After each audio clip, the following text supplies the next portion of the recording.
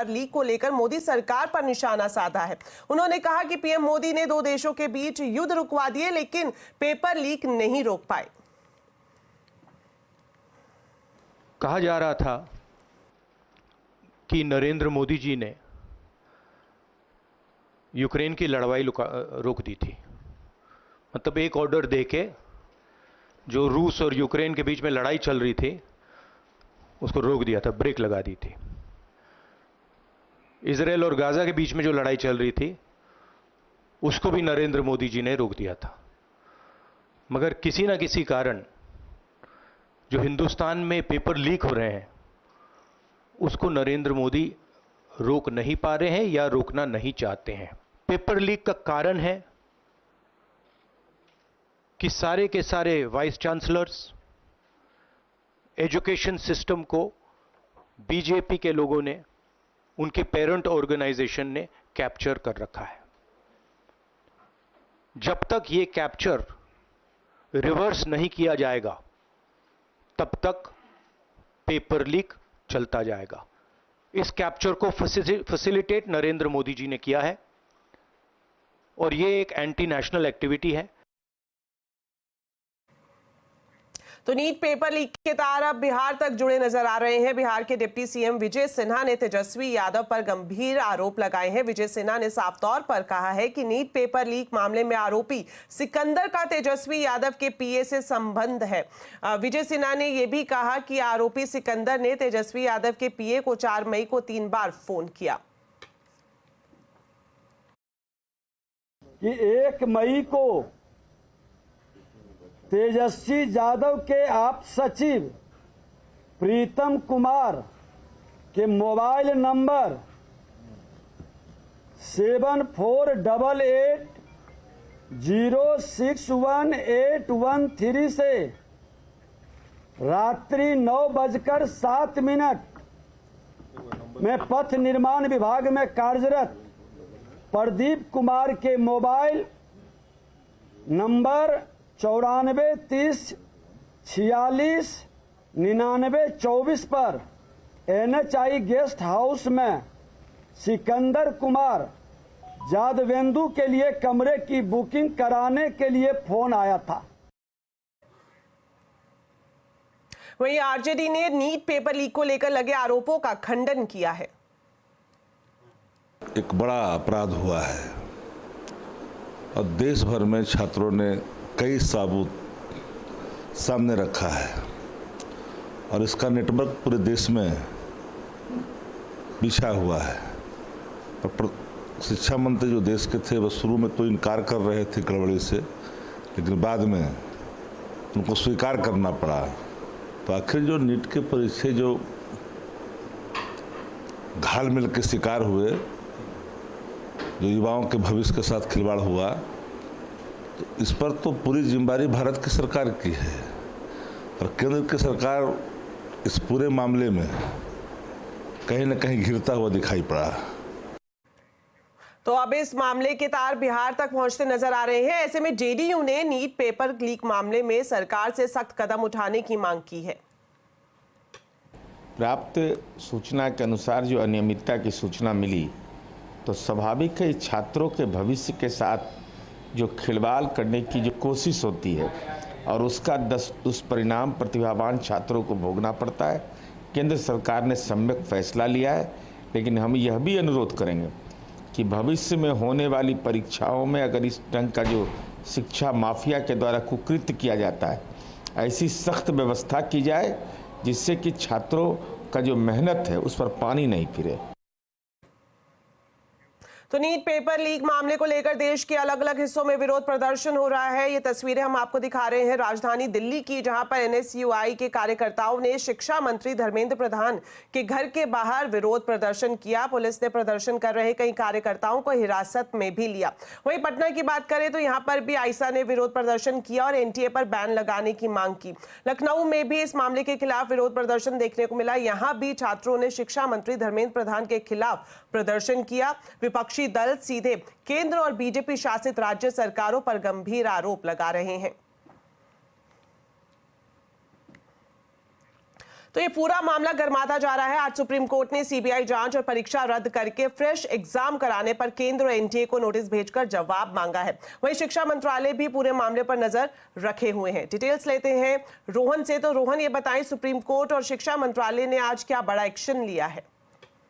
जी, आज supreme court में कई सारी जो पिटीशन थी नीट परीक्षा को लेकर उस पर सुनवाई हुई। इसमें से कुछ ऐसी पिटीशंस थी जो कि नेशनल टेस्टिंग एजेंसी द्वारा दायर की गई थी, ये ट्रांसफर पिटीशंस थी, और कुछ पिटीशंस ऐसे थे जो कि छात्रों द्वारा परीक्षा कैंसिलेशन के लिए दायर किए गए थे। इन सभी पर सुनवाई हुई और जो ट्रांसफर पिटीशन है उस पर फिलहाल जो सुप्रीम कोर्ट ने कहा है कि जो तमाम अलग अलग हाई कोर्ट्स में जो इसमें प्रोसीडिंग्स चल रही थी फिलहाल उस पर स्टे रहेगा और जो तमाम पक्ष हैं उनको इसको लेकर नोटिस दिया गया है और 8 जुलाई को लेकर इसमें जो है अगली सुनवाई इसमें की जाएगी। साथ ही सुप्रीम कोर्ट ने यह भी कहा कि फिलहाल काउंसलिंग पर किसी तरह की रोक नहीं लगेगी और इसको लेकर भी जो सुनवाई है अगली वो 8 तारीख को ही होगी। जितने पक्ष हैं सबको इसको लेकर नोटिस दिया गया है। दूसरी तरफ शिक्षा मंत्रालय में आज जो है समन किया गया, जो एनटीए के डीजी हैं सुबोध कुमार सिंह जो शिक्षा सचिव हैं उनसे मिलने गए। इसमें यूजीसी नीट को लेकर बात हुई, यूजीसी नेट को लेकर भी बात हुई और साथ ही जो बिहार सरकार है उनकी इकोनॉमिक ऑफेंस यूनिट से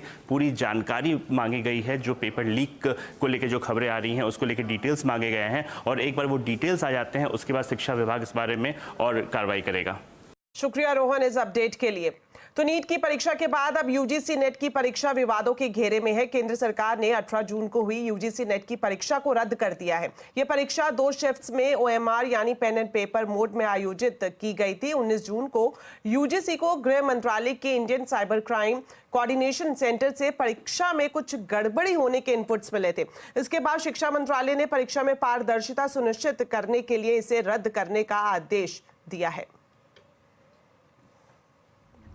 तो नीट और यूजीसी नेट की परीक्षा को लेकर क्यों छिड़ा है सियासी संग्राम, आज आवाज अड्डा में इसी पर करेंगे बड़ी चर्चा शाम 7:57 पर।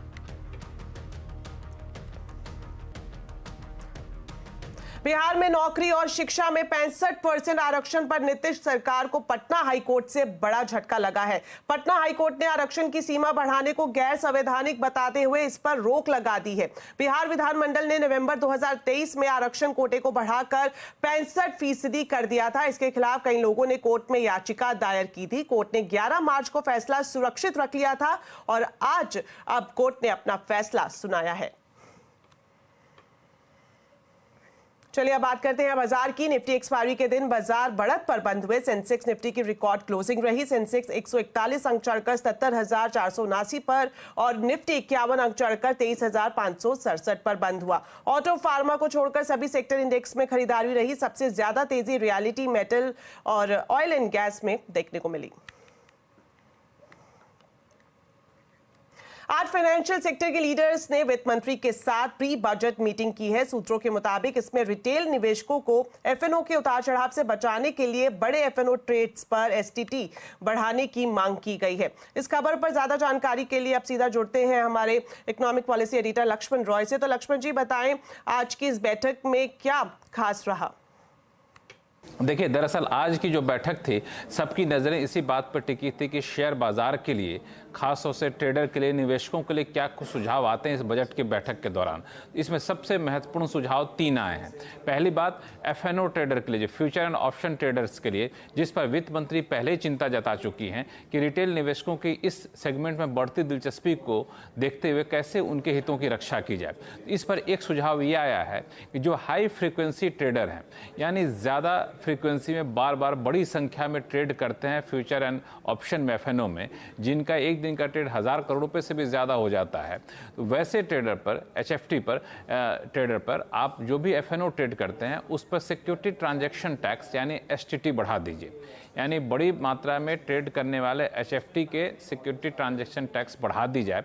अब इससे पूछें कि रिटेल निवेशकों को क्या फ़ायदा होगा, तो यहाँ पर जिन्होंने सुझाव दिया उनका कहना ये था कि अगर एचएफटी के ट्रेडर के ऊपर एसटीटी बढ़ा दिया जाएगा तो हाई फ्रीक्वेंसी ट्रेडर अपना कारोबार थोड़ा सा कम कर देंगे, उनका मुनाफा कम होगा। जब वो अपना कारोबार कम करेंगे उनका मुनाफा कम होगा, जाहिर तौर पर रिटेल निवेशकों का नुकसान कम होगा, क्योंकि रिटेल निवेशकों का नुकसान ही उनका मुनाफा होता है। तो ये एक दलील दी गई है। दूसरा महत्वपूर्ण सुझाव यह आया कि सेफ हार्बर रूल, यानी जो टैक्स पेयर्स होते हैं वो अपने प्रॉपर्टी के ट्रांसफ़र के ऊपर जो टैक्स चुकाते हैं उससे जुड़े हुए जो नियम है उसको आसान किया जाए। 2015 में नियम को बदला गया था, उसके बाद कोई भी भारत में कोई भी जो बड़े निवेशक हैं वो पैसे के लेन देन नहीं करते, इस वजह से इसको आसान किया जाए।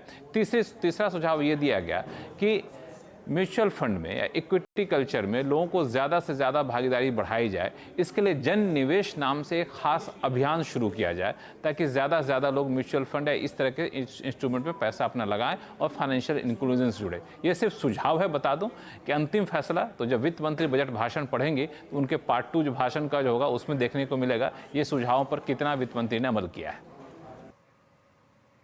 शुक्रिया लक्ष्मण जी इस पूरी जानकारी के लिए। वहीं बजट को लेकर आज वित्त मंत्री निर्मला सीतारमण ने फाइनेंशियल और इंडस्ट्री के दिग्गजों के साथ भी बैठक की है। पूरी खबर जानने के लिए चलते हैं आलोक के पास। तो आलोक, ये बताएं इस मीटिंग में क्या कुछ बड़ी बातचीत हुई है?